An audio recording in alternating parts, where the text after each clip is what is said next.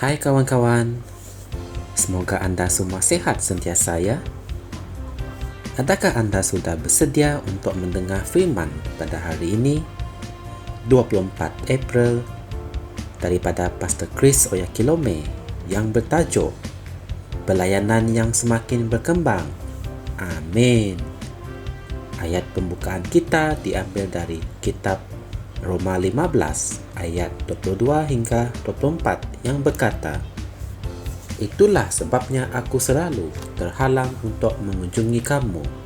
Tetapi sekarang, kerana aku tidak lagi mempunyai tempat kerja di daerah ini, dan kerana aku telah beberapa tahun lamanya ingin mengunjungi kamu, aku berharap dalam perjalananku ke Spanyol, aku dapat singgah di tempatmu dan bertemu dengan kamu."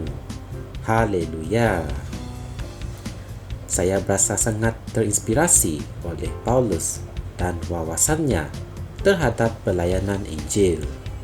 Fikirkanlah tentang apa yang baru kita baca dalam ayat Injil tema kami. Dia menerangkan kepada jemaah di Rom sebab mengapa dia tidak datang menziarahi mereka. Dia berkata, "Saya telah sibuk memberitakan Injil di kawasan lain, tetapi sekarang aku sudah selesai. Tiada tempat lagi untuk aku beritakan Kristus. Jadi sekarang aku boleh datang mengunjungi kamu dalam perjalananku ke Spanyol." Amin.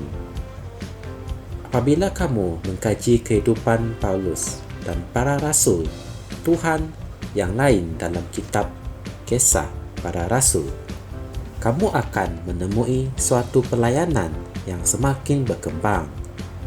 Dalam Kisah Para Rasul bab 2, murid-murid yang sebelum ini takut tiba-tiba menjadi berani selepas mereka menerima Roh Kudus pada hari Pentakosta. Petrus memberitakan mesejnya yang pertama, dan 3,000 jiwa telah diselamatkan. Amin. Dalam Kisah Para Rasul 2 ayat 41 berkata, orang yang menerima perkataannya itu memberi diri dibaptis, dan pada hari itu jumlah mereka bertambah kira-kira 3,000 jiwa. Puji Tuhan. Dalam bab ketiga sehingga ke permulaan bab keempat, kita dapat membaca tentang bagaimana Petrus menyembuhkan seorang lelaki lumpuh yang meminta sedekah di pintu gerbang rumah Tuhan yang dipanggil Gerbang Indah. Kesan daripada itu, orang ramai berlari mengerumuni mereka. Di situ, Petrus menggunakan peluang itu untuk memberitakan Injil. Dan kali ini 5,000 jiwa telah diselamatkan. Haleluya. Dalam Kisah Para Rasul 4 ayat 4 berkata, tetapi di antara orang yang mendengar ajaran itu, banyak yang menjadi percaya, sehingga jumlah mereka menjadi kira-kira 5,000 orang. Puji Tuhan. Dalam Kisah Para Rasul 4 ayat 31 hingga 32, kita boleh membaca bahawa setelah para rasul berdoa dan dipenuhi dengan Roh Kudus, mereka memberitakan firman Allah dengan berani. Sekali lagi, kesan daripada itu, sejumlah orang ramai percaya. Dalam Kisah Para Rasul 4 ayat 32, para rasul sedang memberitakan Injil dan melakukan mukjizat. Dalam Kisah Para Rasul 5 ayat 12 memberitahu kita, dan melalui tangan para rasul itu terjadilah banyak tanda-tanda dan keajaiban di kalangan orang.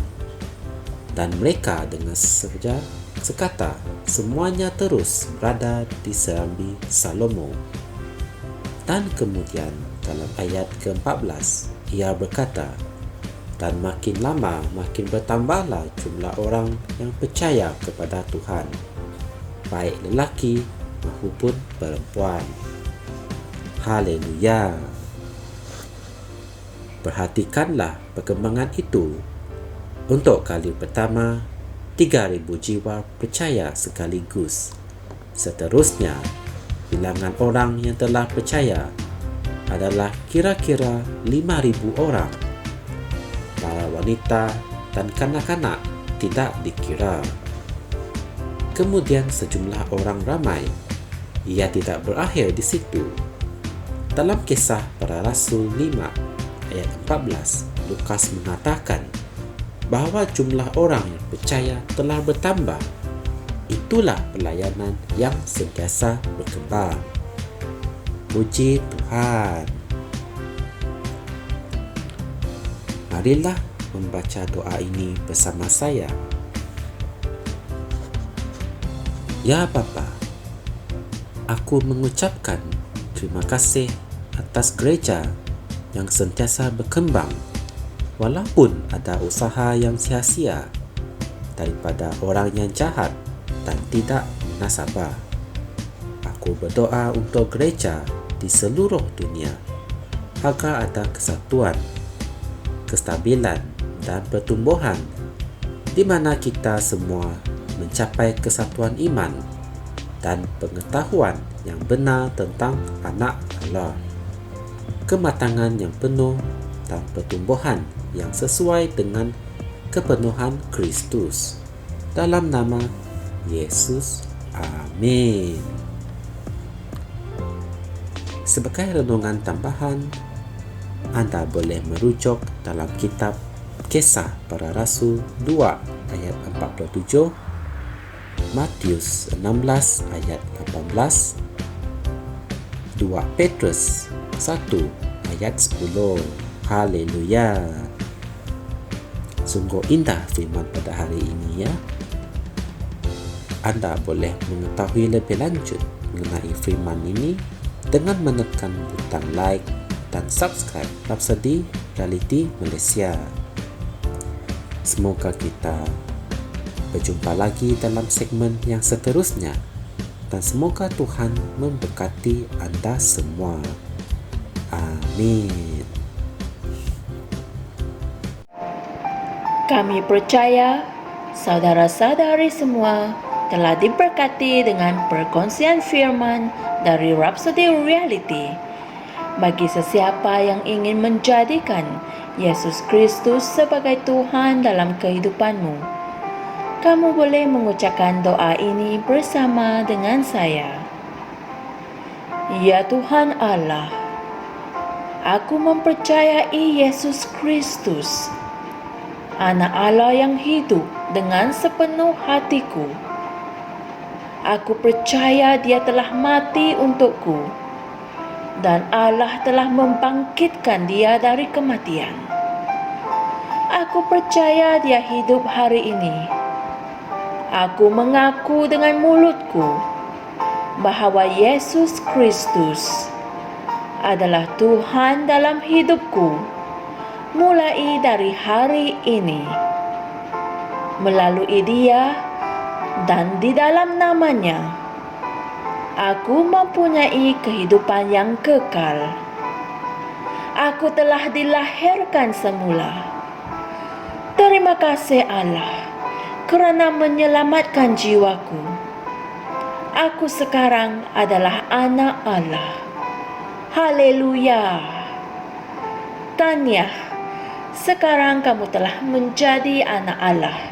Untuk apa-apa sebarang pertanyaan atau untuk mendapatkan lebih banyak maklumat mengenai bagaimana untuk bertumbuh sebagai seorang Kristian, anda semua boleh hantar mesej di akaun Facebook kami atau email kami di tni.msia@gmail.com.